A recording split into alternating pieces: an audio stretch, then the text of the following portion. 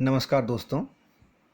इस व्याख्यान में हम प्रमाप विचलन पार्ट 3 के अंतर्गत प्रमाप विचलन ज्ञात करने के तरीकों के अंतर्गत खंडित श्रेणी का एक उदाहरण लेकर उसे प्रत्यक्ष विधि और लघु विधि द्वारा हल करेंगे।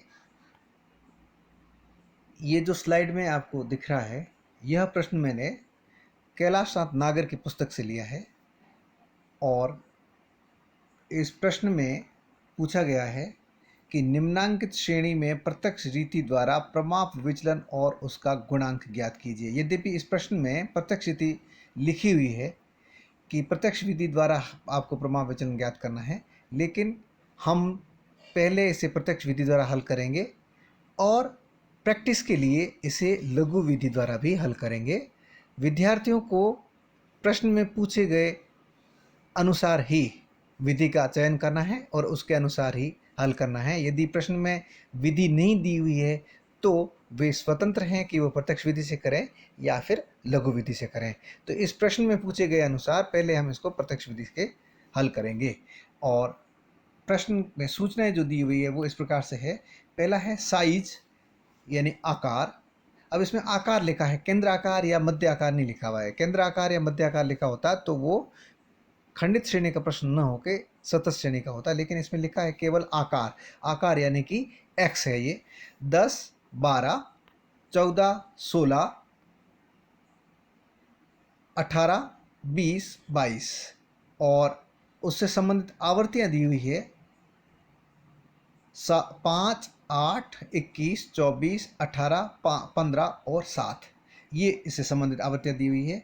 पहला आकार जिसे हम x मानेंगे, दूसरा है आवर्ती यानी फ्रीक्वेंसी f हो लिखा हुआ है। तो इसको प्रत्यक्ष विधि में जब हम हल करते हैं तो सबसे पहले हमें इनको कॉलम में इस प्रकार से जमा लेना है और उसके बाद सबसे पहले हमें x बार यानी समांतर माध्य ज्ञात करना पड़ेगा। क्यों? क्योंकि प्रत्यक्ष विधि में जो विचलन लिया जाता है वो विचलन समांतर माध्य से लिया जाता है, अर्थात d is equal to x minus x bar होता है, यानी डेविएशन फ्रॉम मीन होता है। अर्थात x में से x बार घटाते हुए पूरा कॉलम बनाना है जो कि हमारा विचलन कहलाएगा। उसके बाद उस विचलन को वर्ग कर लेंगे और उसके बाद f का उसके साथ वर्ग उस विचलन वर्ग के साथ गुणा कर लेंगे और उसकी जोड़ करके सूत्र में रखकर हल करेंगे। और इस तरह से इस प्रश्न को हम हल करेंगे, जिसके लिए सबसे पहले हम इस प्रश्न को एज इट इज़ यहाँ लिख देंगे। जैसा कि आपको दिखाई दे रहा है, हमने आकार x को इस तरह से लिख दिया, उसके साथ में f यानी फ्रीक्वेंसीज को इस तरह से लिख दिया। लेकिन उसके बाद आप देखिए कि आपको सबसे पहले ज्ञात करना है समांतर माध्य। तो समांतर माध्य जब हम ज्ञात करेंगे तो उसके लिए हमको f और x का गुणा चाहिए। तो यहाँ पे इस प्रश्न में अंतिम में दिया हुआ है f और x दोनों का गुणा। ये यहाँ पे आप देखिए इस तरह से दिख रहा है, लेकिन आप लोग चाहें तो इस f और x का गुणा या तो f के जस्ट बाद में यहाँ पे कर सकते हैं और यहाँ पर इस या फिर इससे पहले या तो यहाँ पे कॉलम बना लीजिए लास्ट वाला, या फिर आप इससे पहले भी एक कॉलम बना के यहाँ पे लिख सकते हैं f और x का गुणा करके उसकी जोड़ कर लीजिए। क्यों करनी होगी? जो कि इसके अंत में दी हुई है। क्यों करनी होगी? क्योंकि हमें समांतर माध्य ज्ञात करना है और समांतर माध्य ज्ञात करने के लिए हमें क्या करना होगा? सबसे पहले f और x का गुणा करना होगा, क्योंकि सूत्र है x bar is equal to summation fx upon n। तो पहले f और x का गुणा कर लेंगे और fx गुणा करने के बाद उसकी जोड़ करेंगे, जो कि यहाँ पे 1650 आ रही है, और n जो कि फ्रीक्वेंसीज की जोड़ है ये आपको दिखाई दे रही है। इसमें 1650 जो कि fx समेशन fx है, उसमें n का भाग देने पर जो राशि प्राप्त होती है वो हमारा समांतर माध्य होगा। 16.5 आ रहा है, आप देख सकते हैं इसमें। तो 16.5 हमारा क्या आया है? ये हमारे पास में 16.5 x बार समांतर मध्य हमें प्राप्त हो गया है। जब हमें समांतर मध्य प्राप्त हो गया है तो अब हमें क्या करना पड़ेगा? इसके आधार पर इस x श्रेणी का विचलन ज्ञात करना होगा। और x श्रेणी का जो विचलन है वो आप देख सकते हैं इस तरह से कि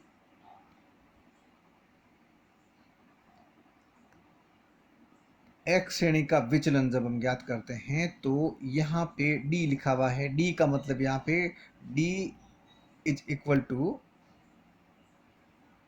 x माइनस एक्स बार है। तो x ये दिख रहा है आपको पूरी कॉलम 10, 12, 14, 16, 18, 20, 22, 24 और x बार है हमारा 16.5।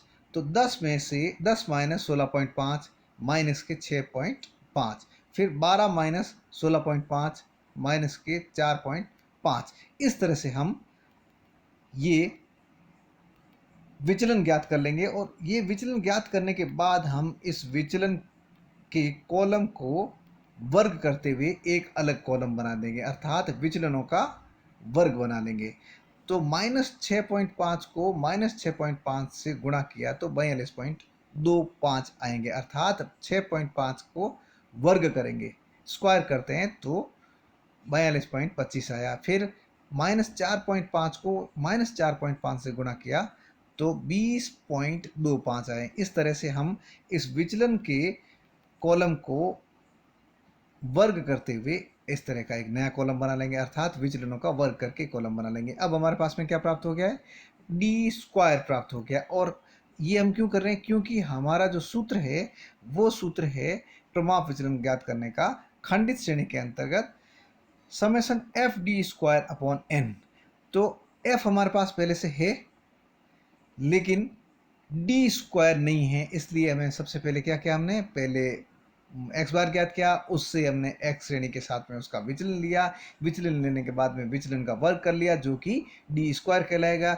अब जो डी स्क्वायर है हमारे पास में, इस डी स्क्वायर के साथ में एफ का गुणा कर लेंगे और उसके बाद हम उसको जोड़कर उस सूत्र में रख देंगे। अब हम देख रहे हैं एफ और डी स्क्वायर का गुणा करके हम आगे लिख रहे हैं और एक नया कॉलम बना रहे हैं। ये देखिए f और डी स्क्वायर, इन दोनों का आपस में गुणा किया तो f है 5 पहला और डी स्क्वायर है 42.25। इसको आपस में गुणा किया तो 211.25 आएंगे। इसी तरह से दूसरे में 8 f है और 20.25 डी स्क्वायर है। तो f और डी स्क्वायर का गुणा किया, 8 और 20.25 को गुणा किया तो आया 162.00। इस तरह से हम f और प्रत्येक f के साथ में डी स्क्वायर का गुणा करते हुए यहाँ एफ डी स्क्वायर की का पूरा कॉलम बना लेंगे। फिर इसकी जोड़ करेंगे, जो जोड़ आ रही है 1059 आ रहा है। तो अब इसको हम सूत्र में रख देंगे, summation F D square upon N को रूट में रखना है। समेशन एफ डी स्क्वायर 1059 है और n 100 है, इसको हमने सूत्र में रख दिया। फिर 1059 में 100 का भाग दिया तो आपका 10.59 आएगा। 10.59 का जब वर्ग मूल ज्ञात करेंगे तो 3.25 उत्तर आएगा। ये हमारा हमें समांतर माध्य के आधार से हमने ज्ञात किया है प्रमाप विचलन। चूंकि प्रमाप विचलन केवल समांतर माध्य के आधार पर ही ज्ञात किया जाता है, लेकिन इसकी प्रत्यक्ष विधि और लघु विधि दो है। प्रश्न में पूछा गया था कि प्रत्यक्ष विधि द्वारा प्रमाप विचलन ज्ञात कीजिए और उसका गुणांक भी ज्ञात कीजिए। तो पहले हमने ज्ञात कर लिया प्रमाप विचलन के प्रत्यक्ष विधि द्वारा प्रमाप विचलन। अब हम इसका गुणांक ज्ञात करेंगे। चूंकि गुणांक चाहे लघु रीति से करें या इस रीति से करें, उसका सूत्र वही रहता है, एक ही रहता है। तो पहले हम इसको प्रैक्टिस के तौर पर इसी प्रश्न को हम लघु रीति द्वारा हल कर रहे हैं। उसके बाद में गुणांक कैसे ज्ञात करते हैं वो मैं आपको बताऊंगा। वैसे आपको पहले भी मैं बता चुका हूं कि गुणांक ज्ञात करने का जो तरीका होता है वो बहुत सिंपल तरीका है। वो तरीका है जो ज्ञात किया बटा जिससे ज्ञात किया। तो प्रमाप विचलन ज्ञात किया हमने और किससे ज्ञात किया, समांतर माध्य से। इसलिए हम देख सकते हैं इसके साथ ही गुणांक यानी coefficient of standard deviation is equal to standard deviation divided by X bar. Standard deviation कितना है? 3.25 है, और एक्स बार कितना है? 16.50। तो 3.25 में 16.50 का भाग दिया तो उत्तर आएगा 0.197। चूंकि मैं चाह रहा था कि लघु वृद्धि के बाद में बताऊं, लेकिन जब सूत्र आपको बताना था इस कारण से मैंने इसको पहले बता दिया। तो प्रमाप विचलन हमारा आया था 3.25, और प्रमाप विचलन का गुणांक आया है 0.197। इस तरह से ये प्रत्यक्ष विधि द्वारा खंडित श्रेणी का यह प्रश्न हल हुआ। अब हम इसे लघु रीति द्वारा हल करने जा रहे हैं, और लघु रीति से हल करने के लिए सबसे पहले हम क्या करेंगे? सबसे पहले हम इस प्रश्न को इस तरह से हल करेंगे कि सबसे पहले जो प्रश्न दिया हुआ है उस प्रश्न को एज इट इज हम लिख देंगे, जैसा कि हमने प्रत्यक्ष विधि में भी किया था।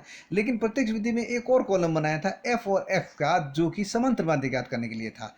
चूंकि यहाँ पे समांतर माध्य ज्ञात करने की आवश्यकता नहीं है। क्यों नहीं है? क्योंकि लघु रीति में करने की आवश्यकता है प्रमाप विचलन गुणांक ज्ञात करने के लिए, लेकिन लघु रीति में एफ और एक्स का गुणा करके निकालने की आवश्यकता नहीं है। क्यों? क्योंकि लघु रीति में एक्स बार ज्ञात करने का सूत्र जो वो डिफरेंट होता है, a plus summation F D x upon n होता है, और यहाँ पर एफ एक्स ज्ञात करके समांतर माध्य ज्ञात नहीं करना है, लघु रीति द्वारा ही ज्ञात करना है। क्योंकि प्रमाप विचलन हम लघु रीति द्वारा ज्ञात कर रहे हैं, इसलिए शॉर्ट कट मेथड इसमें भी अपना सकते हैं, जो कि हमारे लिए कॉलम में वृद्धि नहीं करेगा, कम ही कर देगा। एक कॉलम यहाँ पे कम बनाना पड़ेगा।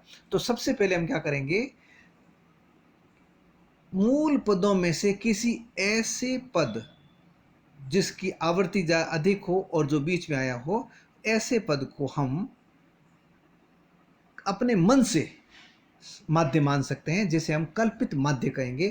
क्योंकि यहाँ पे जो आपको दिखाई दे रहा है 24 आवर्ती है जो बीच में है, और बड़ी भी है सबसे, तो इसका जो मूल पद है 16 को हम कल्पित माध्य मान लेते हैं, और इससे विचलन ले लेंगे, फिर उसका f के साथ में गुणा कर लेंगे, उसके बाद में f dx हो जाएगा। उसके बाद में हम उस f dx को फिर से dx के साथ में गुणा करेंगे, तो dx dx डबल हो जाएगा, इसलिए वो स्क्वायर हो जाएगा, f d स्क्वायर x हो जाएगा। और इस तरह से हम इसको हल करते हुए आगे बढ़ेंगे। तो सबसे पहले हम क्या करें? हमने 16 को कल्पित माध्य मान लिया और यहाँ पे लिख दिया, और लिख दिया कल्पित माध्य बराबर 16 से विचलन, और d x is equal to x minus a हो जाएगा यहाँ पे। तो एक्स क्या है यहाँ पे? पहला एक्स है 10, और ए क्या है? 16। तो 10 माइनस 16 कितना हुआ? माइनस का 6, वो लिख दिया हमने। फिर है 12 एक्स है, और ए है 16। ए सब में एक ही रहेगा, कल्पित माध्य एक बार मान लिया तो सबके लिए समान रहेगा। तो 12 माइनस 16 कितने हो गए? माइनस के 4। इसी तरह से फिर 14 माइनस 16 माइनस के 2। इस तरह से हम ये पूरा कॉलम बना लेंगे। किसके आधार पर? कल्पित माध्य 16 मानते हुए x के साथ इसका अंतर ज्ञात कर लेंगे, विचलन ज्ञात कर देंगे, और बीजगणितीय चिन्हों के साथ में लिख लेंगे x माइनस ए करते हुए। उसके बाद इसका dx का हम f के साथ में गुणा कर लेंगे। क्यों करेंगे? और जो कि एफ डी एक्स कहलाएगा। क्यों करेंगे? जबकि हमने प्रत्यक्ष विधि में एफ के साथ में डी एक्स का गुणा नहीं किया था, डी का गुणा नहीं किया था विचलन का, सीधा डी स्क्वायर का गुणा किया था। लेकिन यहाँ पर कल्पित माध्य से जब हम विचलन लेते हैं तो एफ डी एक्स जीरो नहीं होता है, ना डी एक्स जीरो होगा ना एफ डी एक्स जीरो होगा। यदि होता है तो बहुत रेयर केस में होता है, जब होता है तब कल्पित माध्य और समांतर माध्य संयोग से समान हो जाए तो, अन्यथा नहीं होता है। इसलिए हमें एफ डी एक्स चाहिए भी है, एफ डी एक्स की जोड़ चाहिए होती है।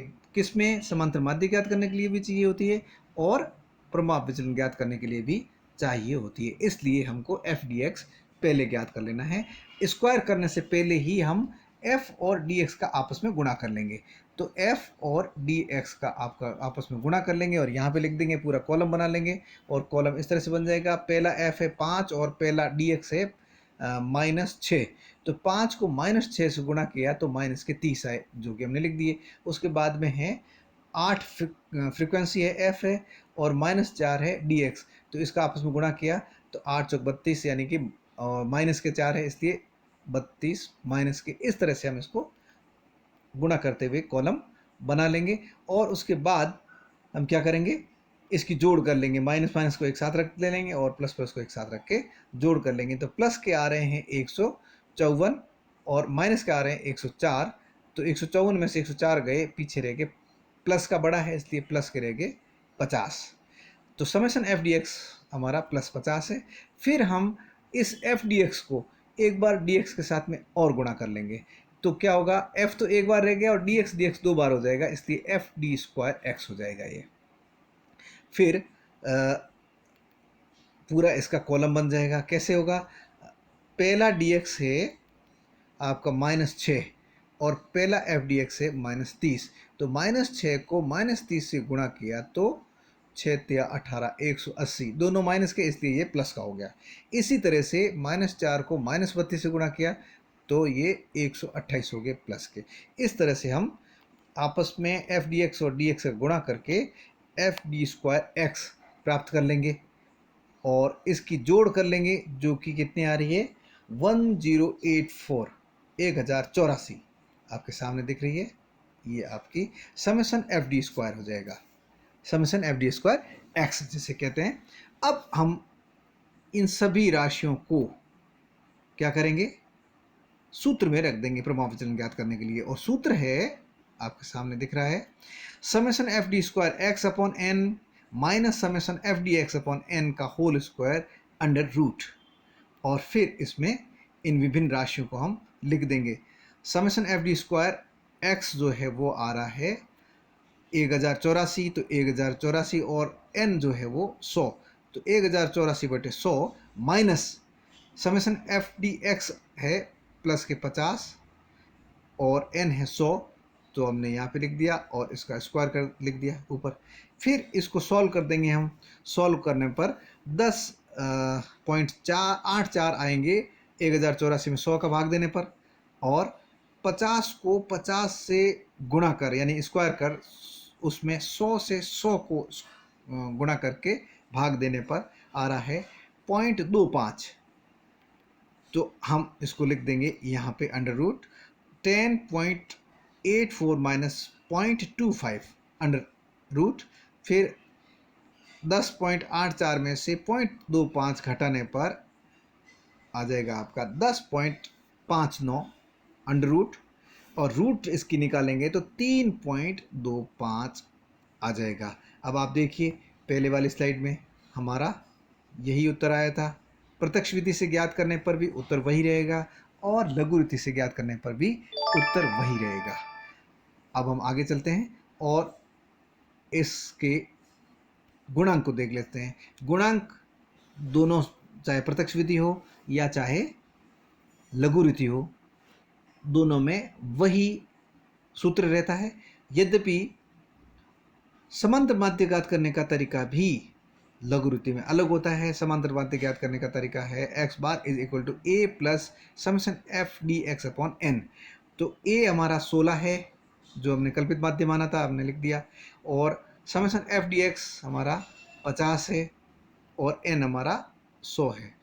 तो 50 में 100 का भाग देकर 16 में जोड़ दिया, उत्तर हमारा 16.5 आ जाएगा।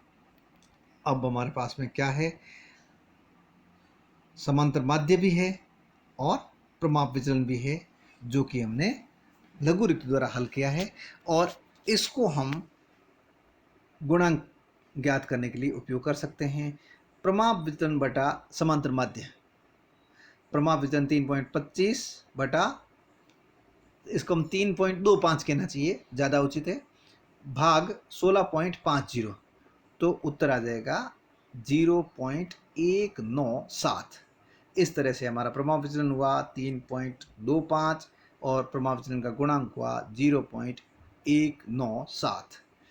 इसके साथ ही खंडित श्रेणी के इस उदाहरण का यहीं समापन करते हैं हम, और अगले व्याख्यान में हम सतत श्रेणी का एक उदाहरण लेकर उसे प्रत्यक्ष विधि और लघु रीति द्वारा प्रमाप विचलन हल करने की कोशिश करेंगे, प्रयास करेंगे, और समझेंगे कि किस प्रकार से प्रमाप विचलन सतत श्रेणी में ज्ञात किया जाता है, और उसके साथ ही वो प्रमाण विचलन के हमारे सभी प्रकार के प्रश्न संपन्न हो जाएंगे। अभी हमारा 27 श्रेणी का जो प्रश्न बाकी है, उदाहरण बाकी है, उसको हम अगले